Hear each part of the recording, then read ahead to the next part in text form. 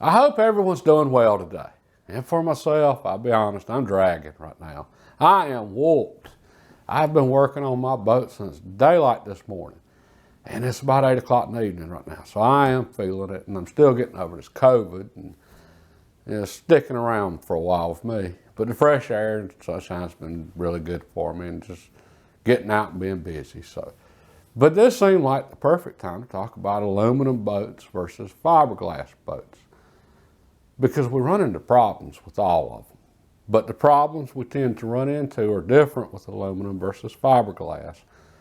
And knowing about those problems is pretty important stuff, because it helps us know what to look for when we're looking for a boat, either aluminum or fiberglass, what problems to look for. It helps us understand the main differences between the boats. And also, knowing the difference or the problems that we tend to see with each, that tells us how to take care of our boats so that we can avoid running into those problems later on with our boats. So yeah, today we're going to talk about aluminum versus fiberglass. As many of you already know, I recently got a boat, and I got an old bass tracker, a 17-foot aluminum boat. I've got a little 70 horse force outboard on the back, and I've been working on it lately. I carried it to my mechanic, had him go through it real well. It's got great compression, and then there were some issues with the boat, let's put it that way. So he went through and he got it back running real well, and then I went through the electrical and everything else on it the last few days and carried it to the lake this morning for the first time to hopefully go fishing. But I ran into problems. I ran into some serious problems. Got it fixed, but that's one of the primary differences right there between aluminum boats and fiberglass boats. The problems we run into, the serious ones on aluminum boats, tend to be much simpler. Okay, and matter of fact, we'll just sum this whole thing up right here, right now. Fiberglass boats are better than aluminum boats in almost every way. They're faster. They tend to be bigger, faster, ride better, more stable, more comfortable. They're just better. Better and absolutely required in rough water. They're just better. But they're way more expensive. And that's the downside to the fiberglass boats. And when I say way more expensive, it's more than just the price of the boat. With aluminum boats, they tend to be smaller, lighter. So it doesn't take as much gas to tow them. You can tow them with smaller, lighter vehicles. In my case, my old still going Xterra, I can tow my aluminum boat no problem with it, versus I'd need a bigger vehicle to tow a decent sized fiberglass boat. The motors tend to be smaller, less expensive to work on. My mechanic, he rebuilt my carburetor on mine. It wasn't that expensive. It's only got one carburetor, 70 horse, three cylinders. All right, a lot of your bigger motors, you're looking at 3 carburetors, so 3 times the expenses to have them cleaned. And yeah, I'm going way back now, talking older ones when we're talking about carburetors and cleaning. Everything now is fuel injected, but the expenses are a lot more on the bigger motors. And plus replacement costs. I mean, we're talking $10,000 for a 60 horsepower versus, I don't know, $27,000, $28,000 for 250 horsepower. A lot of difference. So, yeah, big difference in price. Plus, with the aluminum, it's going to be cheaper on taxes generally because they are less expensive. Insurance, if you have to insure it. And then there's the repairs. Okay, this is the problems we run into on the used ones. Okay, well, the biggest problem on both, probably wood. Okay, wood over time can rot. And in the case of aluminum boats, we've got wood floors, we've got wood deck, and we've got wood transoms. The deck and the floors on aluminum boats can be fixed fairly easily, especially if you can get the old floor and old deck out in one piece. You can use that as a template and then just cut you a new piece out of a piece of plywood, because that's all they are, is plywood. Cut a new piece out, pop it in, recarpet it, you're good. As the transom's a little trickier. I really checked the transom out on the boat I got. I don't want to run into transom problems on nothing, especially any of them. But if you do have to replace the transom on an aluminum boat, generally you can cut the welds where the top cap's welded to the bottom, change out your transom, and then just have someone weld, your seams back together. It's aluminum. It's nothing I wanted to get into, but it's not that bad. And that's pretty much it as far as the structural problems on the boats themselves for aluminum boats. Okay, now what I ran into today, I was taking on water. Well, I got underneath my boat, and I'd looked underneath my boat when I was just checking it out in general when I bought it. But I didn't look in the right places because I found some stress cracks under there. And what I did is I drilled holes at the end of the stress crack. And that's what you do with aluminum. Aluminum, when it flexes over time, it's going to get stress cracks. There's planes right now flying that have cracks in the wings and the skin. And guess what? They have holes drilled in the end of those cracks. If you don't drill holes, stop holes, then those cracks in aluminum, they're just going to keep spreading and they're going to spider web. All right, so I drilled holes in it, and then I went over that with some JB weld. The JB is a temporary fix, but we're going to try and see what happens. That's your biggest issue with aluminum. That and welds can fail. And I've got a few cross members and things where the welds have broken loose, spot welds. Need to fix that. Just, it's not that big of a deal. Okay, now with fiberglass. Woods, there's a lot of wood in older fiberglass boats as well. But it's generally not nearly as easy to fix. Some of the older boats, fiberglass boats, they have wooden floors and decks also. And if it's just wood, they're not bad either. They're the same thing, just if it's in one piece, you can use that as a template. A lot of them, though, they have a thin layer of fiberglass over top of the wood, so you have to cut through that to get to the wood underneath to replace it. And then on the edges, it's kind of sandwiched in there, you might say, so really define the edges. It can be challenging getting a new piece of plywood in there. And then if you want to go back with fiberglass over top, that's on you. You don't have to, but then you've got to get the fiberglass, the cloth, and then the resin, and it can get fun. And if you've got a bad transom on a fiberglass boat, good luck on that one. That is a problem you do not want to have. It can be fixed. Good luck finding someone that'll do it. And it's going to be expensive. I mean, that's just, you're getting into a lot on a fiberglass boat. And then, if they're really good, they might be able to fix it without having to, repaint it and gel coat and all that stuff. All right, so yeah, that's the issue on fiberglass boats. It's just, wood itself's not bad in either case. If a boat's kept dry, if it's taken care of, then the wood itself, it'll last for decades. The problem is so many boats weren't taken care of properly, and one of the reasons I got an aluminum boat, just again coming back to expenses, my personal opinion, if you can't afford an enclosed shed to keep your boat in, you can't afford a fiberglass boat. I mean, that's just me, that's my opinion. I've seen too many new boats go bad over the years where people bought the boat and they couldn't afford the shed, and they tried keeping covers over them and stuff, and eventually it just got them. The moisture, the sweating, all that stuff. And that's going to happen with aluminum also. And I don't have a shed for my aluminum boat, but it's so much easier to fix. There's so much less wood in it. And here's the big issue. A lot of the old fiberglass boats have wood in the stringers, so the skeleton of the boats. All right, if that gets rotten, and in most of those boats, the wood's wrapped in fiberglass. And even now, I just found this out. This is something all of you need to be aware of if you go looking at fiberglass boats. A lot of companies now are wrapping wood in resin or fiberglass or whatever, completely enclosing it, and they're calling that a composite.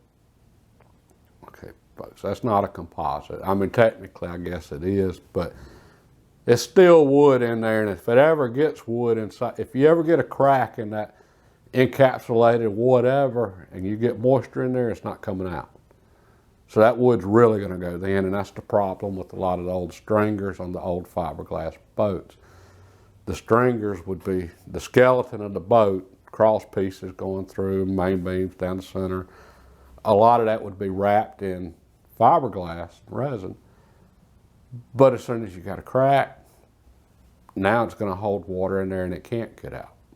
And that's another issue with a lot of the old boats, especially the fiberglass. The foam that they used in them, the foam would act like a sponge. So if you ever did get water inside the boat, that foam would soak up that moisture and it would hold it. It was almost impossible for it to dry out at that point. And fixing it, I've been there, done that. Yeah, just don't. That's all I can say. So if you're looking for a fiberglass boat, and they're better, but they're so much more expensive, especially if we have to fix anything on the fiberglass boats. Be especially careful with the fiberglass boat. I mean, go over it, triple check it. And then have somebody else check it. And one thing to look for too on the fiberglass boat, if you go to take off and it doesn't just jump up on plane, all right, if it's really hesitant about coming up on plane, that could be an outboard issue, but it also could be from all the extra weight inside the boat with it holding that water. I've been there, done that myself personally on a boat many years ago. Yet it's not good. It didn't turn out well on that one. And then in today's case, fortunately it did. It's pretty simple fix. I used JB Weld to go over the stress cracks and to fill in the holes. That's a temporary fix, and we're going to see how it does. What causes stress cracks in aluminum boats is generally running them in rough water, running too fast in rough water. That's where that flexing comes from in aluminum, and over time the flexing is you're going to get stress cracks. It's just the nature of aluminum itself. And you can get stress cracks in fiberglass boats also. Many of you have seen that. But a lot of times the stress cracks in a fiberglass boat are just on the surface, the gel coat. The gel coats on those boats generally don't have any flex to them, whereas the boat itself can have a little flex. So that's why you usually end up with stress cracking on a fiberglass boat. If you get stress cracks in the fiberglass itself, you got some serious issues then. And we're back to expenses. And when I talk about the expenses between fiberglass and aluminum, like I said, it's not just the cost of the boat, it's everything else. And that's something that's really important to keep in mind, when we're looking for a boat to enjoy. So yeah, this seemed like the perfect day to talk about all this, since I have been spending so much time working on my boat. And keep in mind, you're going to work on any boat, fiberglass or aluminum. The electrical problems are electrical problems in both, and the outboards, you're going to run into same issues with both. It's just generally cheaper to work on the outboards or have them worked on the aluminum because they're small. And something else that also prompted this topic today, I was having motor problems at the ramp this morning. It was just a battery, and I knew I needed to change it. I didn't, and anyway, I was just going there to try the boat out. That's what I was doing. I was hoping to catch some fish, but I knew I was there to check the boat out with all that I've done on it lately. That was the primary goal. And we got it checked out and problems fixed, and I think it's ready this time. You run into that on any boat, especially a boat that's new to us. Those first few trips to the lake, they're generally, you're going to run into some problems. Even with a brand new one, just learning all the controls and stuff. And, you know, you're probably going to have some questions and so forth, and how do I do this? And with the older boats, we can run into a lot more problems. It's just the nature of them, but we have to work on all of them at some point. It's part of it. But there was a young guy at the ramp this morning that made a comment. He's kind of been a smart aleck, and he had a new boat there, and he cranked it, and his friend dropped him off, and, you know, in the water, he launched, and they took off, and on his way, he was looking at his friend and pointing at me. That's why we hate two strokes. That's two strokes for you. Okay, yeah. I'm sure his was a lot more reliable. He was in a $70,000 or $80,000 outfit, and his boat and motor. I was in a $3,000 outfit. I paid cash for mine. I guarantee you he didn't pay cash for his. All right, which, that's, hey, each to their own. I'm not judging here, but that's the thing. I don't want any of you judging either. You see me out there in my little aluminum boat getting blown around on the lake versus that $80,000 bass boat, that's okay, I'll deal with it. I won't go fishing on windy days. And when I was younger, I'd have been just like him, which is partly why I didn't say a word to him. Just, all right, he's just showing out for his friend, trying to look good. That's what it amounted to. But I was there when I was younger. I had the fiberglass boat. That's how I know about the problems you run into with fiberglass boats. It's just when I was younger, they didn't cost $60,000 to $100,000. It's a big difference. Okay, and kids make more now. I get that. And I don't know how much he makes or his financial situation or anything else. I'm not judging him. And for any of you that are planning on doing tournaments, you pretty much have to go with fiberglass boat, because in tournaments you got to fish in whatever weather you got that day. I see, not much option there, but for myself, I'm fishing because I enjoy it, not because I have to, and I don't have to go on bad days anymore. It took me a while to learn that, but I finally did. So I'm going on the pretty days, and I'm going to enjoy my time on the water. My little aluminum boat's going to do all I need to do. I'm going to have to put the work in on it. And that's with everything in life. You're either going to pay a lot for something or you're going to work on it. You're going to put work in either way. It's just, do you want to put work in at work, earning the money to pay for your toys, or do you want to put the work in working on your toys? You're going to do the work either way. Just myself, I'd rather be working on the boat. And this also seemed fitting for today because I'm still out of work because of this COVID. I'm 2 weeks now out of work. And my company has a policy, we have to have a negative test before we can come back, and I'm still showing positive. It could be a little while before I test negative. That's just, you know, we run into things in life like this. And we never know when we're going to run into those things. Well, for myself, because I paid $3,000 for my boat versus $60, $80, $100, I've been able to enjoy working on my boat and getting it like I want it. I'm not sweating being out of work. Matter of fact, I'm going to try my best to get some fishing in this week. So while that guy's at work earning money to pay for his boat, I'm going to be in the water catching fish, hopefully. We'll see what the weather brings. But I've been in his shoes. I've been there, done that. I'm just pointing out the difference here. And we're all in different situations financially. We all have different goals going forward. Not judging, just pointing out the differences. That's all. And for me personally, I've been there with nice boats. I want to go the less expensive route. I want to not have to worry about making boat payments, and I don't want to have to worry about making enough money to fill up the gas tank. Back in the day, I had a Stratus 201 Pro XL DC dual console 21-foot bass boats, 200 Evinrude on the back, and two 26-gallon tanks. And I could burn up both of them on one of the big lakes around here in a day's time. That's a lot of gas. That's 52 gallons.